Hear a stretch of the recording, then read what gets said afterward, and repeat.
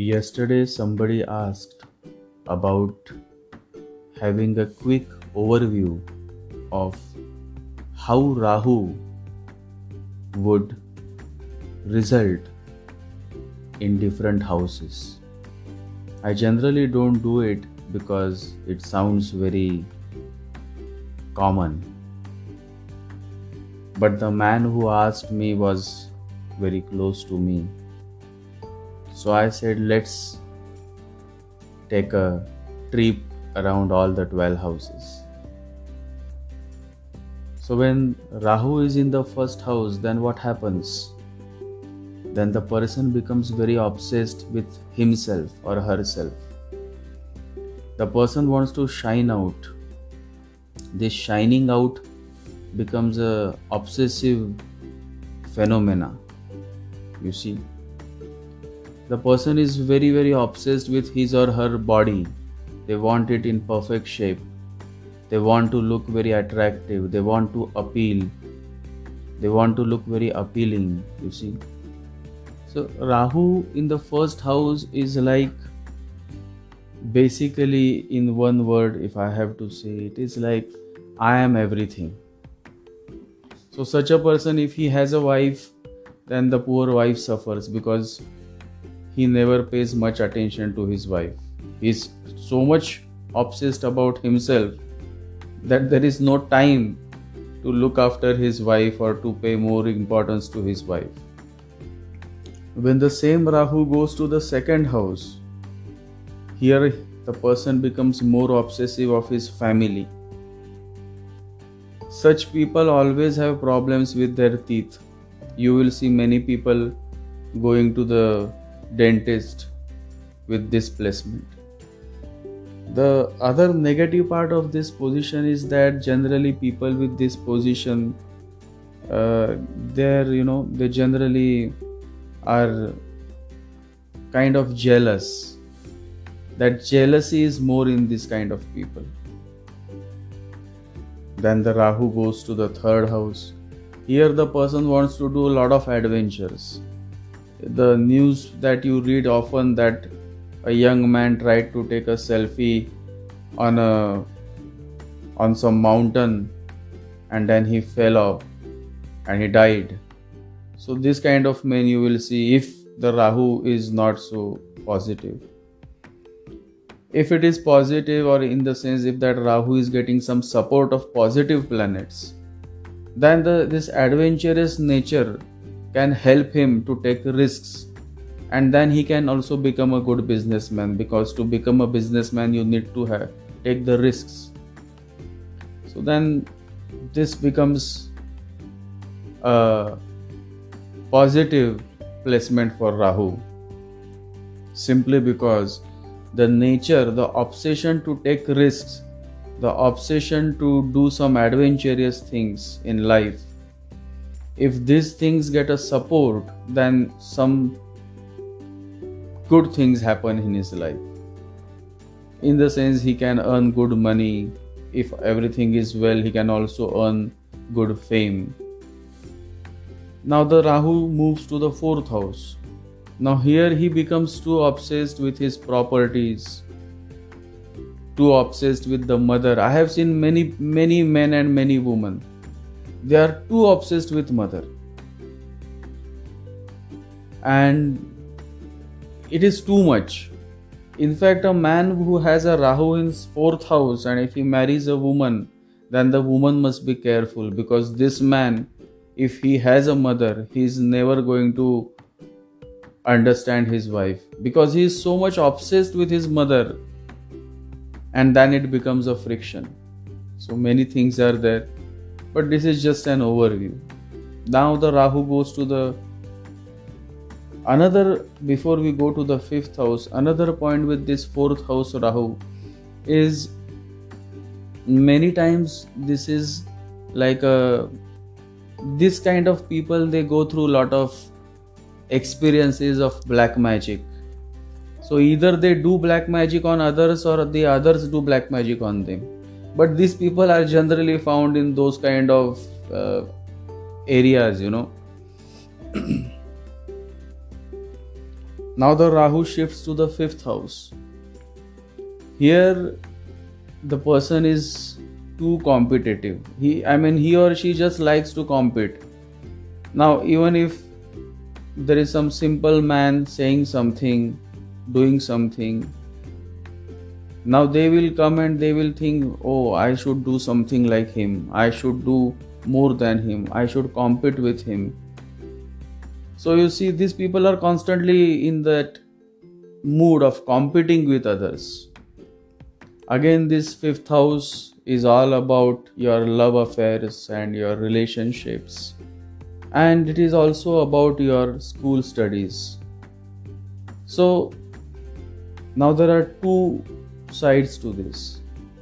Either there is a positive support, then this will turn into having multiple love affairs and plus doing well in the studies. If there is a negative, then again relationships don't work, and then again delays in studies and so on. It also creates sometimes problems with pregnancy for women. Generally, this kind of women who have 5th house Rahu, they are very obsessed with their children. So such a woman can become a very dangerous mother-in-law. Let this be very clear. A woman who has 5th house Rahu is a very, very obsessive mother, and she becomes a challenge for the daughter-in-law, whoever marries her son. 5th house is also very closely related to doing many rituals. Now there are so many flavors to this human life. You have to see the person from what background he comes, what is his mindset from his moon placement, and accordingly you come to know. So basically here the person can even do black magic on other people by exercising certain rituals, or he may be also a good healer. If he knows some good things about healing, then he can also be a healer. But it depends, the whole horoscope can change. It depends on how the whole plethora of planets are and what are their positions. But 5th house Rahu is definitely not a good position. It affects the thinking pattern also, because 5th house is directly connected with the sign Leo, and Leo is directly connected with Sun, and Sun is directly connected with consciousness. So on the place of consciousness Rahu is sitting. Now you all tell me how difficult this situation can be. I am trying to tell that woman something good, but she will not understand. She will not understand at all, because here the consciousness is blocked. So this kind of people do many mistakes in life, and it's not a great placement. If you see, then in the 11th house you will see Ketu. So Ketu in 11th house is also not a good placement, because again this is not a very social person, unless there are other planets in the 5th house, unless there are some other aspects in the 5th house. And 11th house, if you see, is a house that is a provider. It provides you, it benefits you, right? In our Indian context, we can say it is one of the house of desires which are fulfilled by the means of Lakshmi, or by the means of prosperity. So I personally don't like this placement much, because the whole balance of the horoscope is disturbed. Anyways, we'll move to the sixth house. Now here in the sixth house, Rahu is totally in power, because here all the things that Rahu likes a lot, such as disputes, fights, quarrels, the nature of I am something, all these kind of things, then your black magic, your all kind of dark things of life. Here all these things, Rahu, when he comes here, then the person is obsessed with all these things. And such a person is also very good in debating. They like to debate a lot. Also, this person generally doesn't suffer much as far as health issues are concerned. Because what happens is that wherever Rahu is placed, Rahu sees that the person becomes obsessed with that matters of that house. So, as you saw that Rahu in the ascendant, the person thinks a lot about his or her body shape, trying to be fit, trying to be attractive. In the sixth house, the person is focusing actually on the practicals, that is to exercise, to do all fitness regimes. So you will see many bodybuilders with Rahu 6th house. And then Rahu comes in the 7th house. And you all know what happens then, because you all must have read my answers on Quora. And also many of you may have read my book on Rahu. So here the obsession is obvious with sex, with actual physical relations, and generally it is difficult to find a person, a man or a woman, as a virgin with this placement. I personally would be very surprised if I see somebody with this position living a monk's life, because it is difficult. Either there is some other support of planets, or else he is just a fake monk, doing something in the morning and doing something in the night. A total contrast personality. So Rahu 7th is generally not good for marriage. The marriage works. It is not that divorce happens.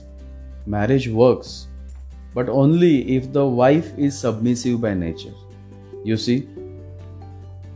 So if the man has Rahu 7 and the woman also has Rahu 7, then it is very difficult. But if the man has Rahu 7 and the woman has no Rahu in the 7th house, or that woman has Ketu in the 7th house, then there can be a match. Because if both are obsessive of each other, then a clash happens. But even if one of them is not obsessive, then one person can let go, one person can understand, and that way the marriage works.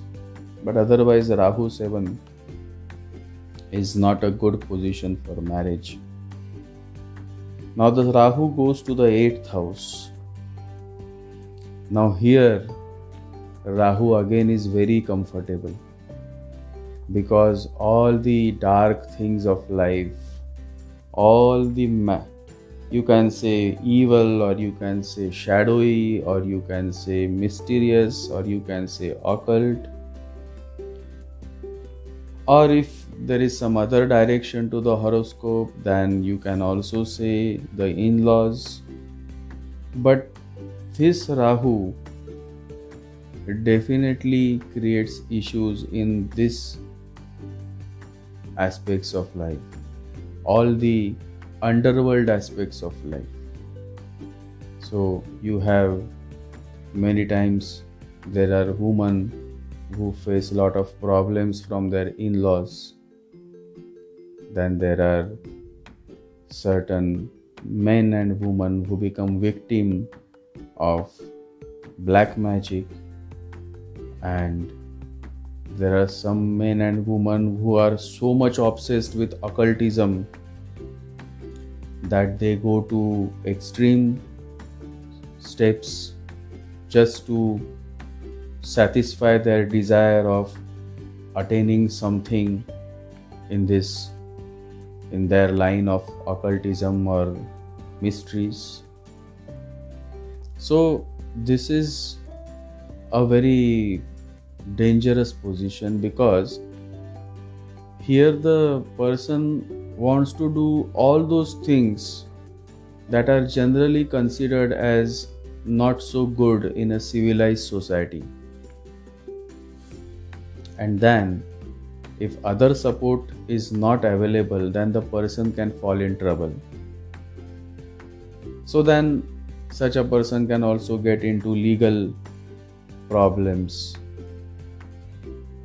imprisonment, and so on. Now when the Rahu moves to the 9th house, then what happens? So here the man or woman just goes on visiting hundreds of temples, gods, and yet there is no peace within. They simply forget that God is not in the idols but very much within. And by the time they realize, they are already on their deathbeds. So too much of belief can either make you a victim or either can make you a very hardliner, orthodox person. You may have read in newspapers about all this kind of hardline Hindutva, and so these people have this kind of prominent positions, Rahu in the 9th house. So these people are more religious. They will not understand anything from a spiritual person. They just know one thing: I am Hindu. So they will follow their whole life all that has been dictated by the society of how you should be as a Hindu. So the aspect of humanity is totally absent. Then whether he is Hindu or Muslim or Christian, whatever, but this faith becomes too obsession towards faith. Faith should not be like this, where you totally forget about humanity. It's okay. You have faith in your religion, that is fine. You can follow your religion, but religion should not become a blockage. Religion should not transform you from a man to animal. Religion should help you to become more and more matured person, matured man or woman. But these people, they don't understand anything. They are just like hardliners. Then Rahu goes to the 10th house. In 10th house, Rahu is like a boss. You all must have worked at some place, or many of you must be working at some place. So, you may have seen this kind of people who are very bossy. So there was a man, I have seen, there is a man, he used to work from the US, and he used to be so bossy. And I used to laugh. I used to smile that people are so ignorant. But that is how this Rahu 10th is. They feel as if like I am the boss. So the word boss is typically for people who have Rahu in 10th and Mars in 10th. Saturn in 10th will not create so much problem, because Saturn exercises its his power very leniently, in a very executive manner. Saturn is also bossy, but the nature of expressing that bossiness is different from Mars and Rahu. So many times when you come and you say my boss is a real headache and he or she is too bossy, so they generally have this kind of connection to 10th house where they have Rahu, and Rahu in 10th house is a position that makes the person so obsessed with power, with career, that that person can go to any extent just to get a promotion, just to rise in life, you see. Because here Rahu is in a very prominent position and 10th house is like a very strong house. So here the Rahu becomes a mean through which the person exercises his authority, and through that authority he tries to do many things which are not ethical in nature. See, now Rahu goes in the 11th house. In the 11th house, Rahu makes you so obsessed with networking, with friends, with all kind of socializing, that these people, if you keep them in a one room for at least 4 hours, they will go mad, because they want socializing so much. Socializing is the very essence of their life. And the positive thing of this is that the more you network, the more you get connected, the more money flows in. It is a very simple thing.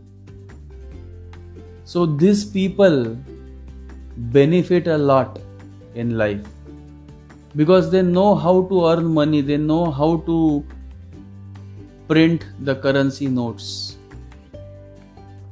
Rahu in 11th house is a definite sign that the person is a good money maker.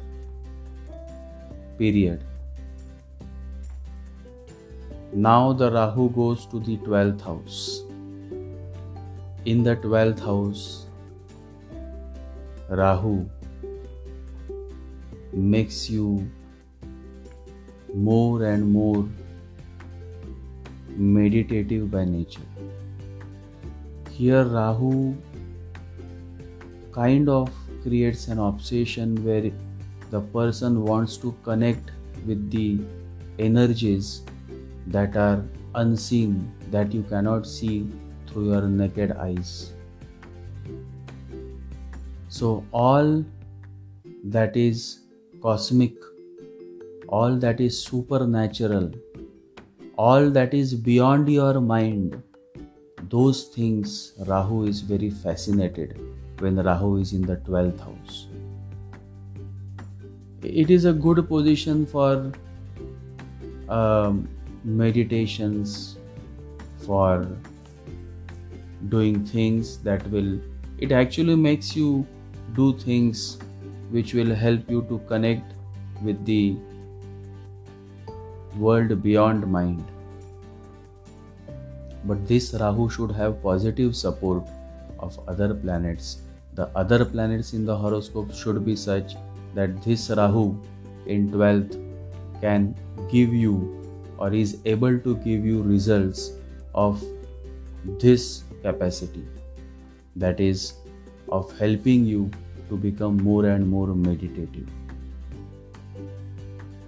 So this is just an overview of Rahu, how Rahu works through your channel, because this body is a channel, it's a medium, right? You all are born because of your desire. This desire is your Rahu. So simply, wherever Rahu is placed, that position, that matters of that house are the most prominent desires for which you are born. Period. You see, Rahu in first, the person has immense desire of becoming somebody. Rahu in second, the person has immense desire of making lots of money. Rahu in third, the person has immense desire of doing some adventurous thing, of doing something for which he will be known. Basically, some skill. You see, these people are highly skilled people. So they want to attain some skill, or whatever skill they are born with, they want to sharpen it further. Then the Rahu in fourth, here the desires are more about family, about his home, his mother. So this is more of like a family person, or he is born again to have his desires fulfilled related to his family affairs. Those affairs can be anything. Those affairs can be related to property, related to his or her mother, related to his comforts. But basically, the soul has taken birth to remain forever with his or her family, and such a person generally stays with the family. This is definitely not a position where you can become a Buddha. Let this be very clear, because Rahu in fourth brings immense desire of clinging to things. This position brings lots of attachments, and Buddha says the root of suffering is attachments. So now you all can understand that why Rahu in fourth house brings many sufferings. You see. Then in the fifth house, again, romance, affairs, love affairs. This kind of, if there is another dimension, then you have many tantrics and mantrics also with this position. Then the Rahu in sixth, as I said, here the more is focus is on working and doing something. These people are basically office kind of people, officers who are typically more obsessed with their daily routine life, and they just go on working and slogging. Yes, slogging is the right word. These people simply like to slog. Now, you must have seen a donkey, right? Now, why that soul has taken birth of a donkey? You say that the donkey slogs a lot. The donkey has to slog a lot. But that donkey is not feeling like that. Remember this. That donkey is actually enjoying that slogging. So, understand the difference. You see. And then in the seventh house, as you all know, the person is highly sexual by nature, and generally they get into bed right from their college teen years, and highly sexual person basically. That because that is their base desire, you see. That is the main epic center of their desire. Seventh house, sexual relationships, physical union, and basically physicality.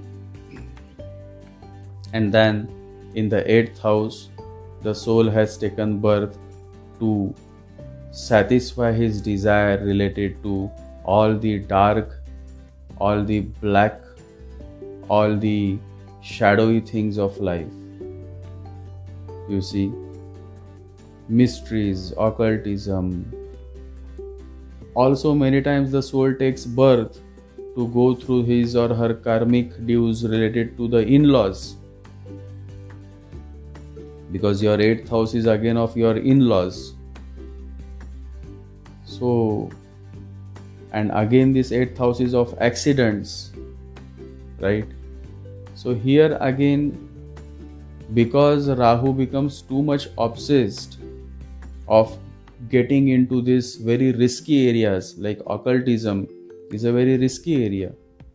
People think a lot, people imagine a lot that all this black magic and this, doing this and that, but they don't understand if they are not able to do it properly, it can boomerang. And then what happens? The person gets into trouble. So that is why this position attracts harm. I have seen many men and women, just walking and being crushed by a car or by a bus.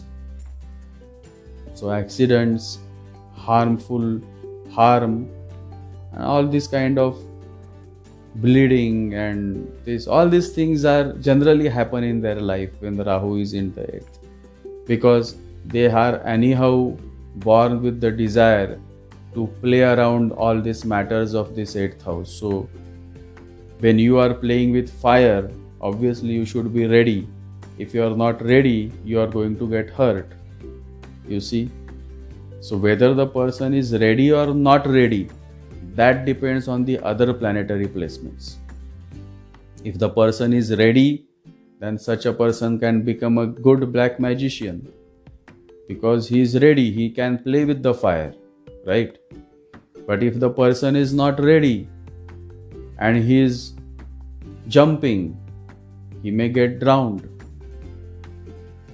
So it depends on your readiness. And then in the 9th house, as you see, the person is a soul who comes again and again in this cycle of birth and rebirth, and he just goes on repeating the things of all those religious scriptures, and he will go on doing the same thing and thing. I am not against religion. What I am trying to say is that even if you are reading one line of Hanuman Chalisa, it has to come from your heart. It has to come not as a compulsion, not because I have to. It has to come because I want to. You see, that is the difference. But here, the reason is not I want to, the reason is I have to. And then in the 10th house, this soul has taken birth to exercise his bossiness, to roam around as a boss, and to basically live in his or her illusion that I am somebody. You see? So you see the difference. If Rahu is in ascendant, the person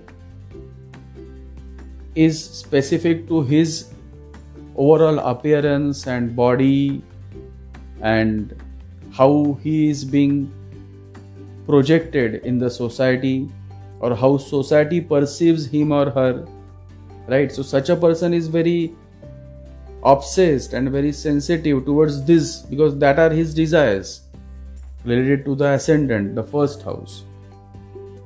But here in the 10th house, the desires are very much focused on the career part.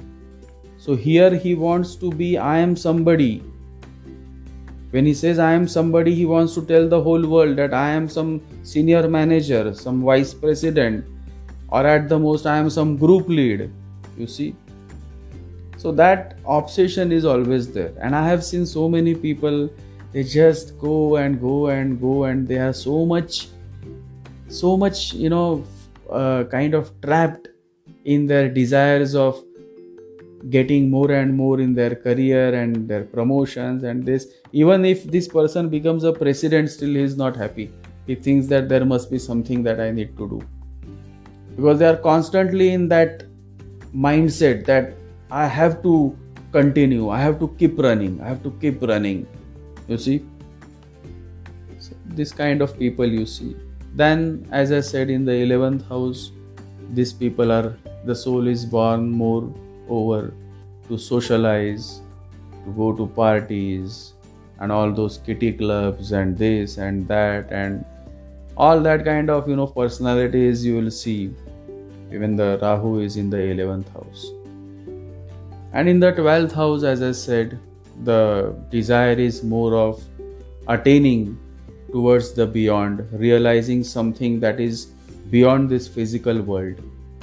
So here the fascination is more towards things that happen behind the curtain. You see? So I'm not saying that anything is good or anything is bad, because we all are in this journey of life. It is just that we are trying to understand that how the desires manifest, or how the desires can be seen through this human horoscope. Enough for today.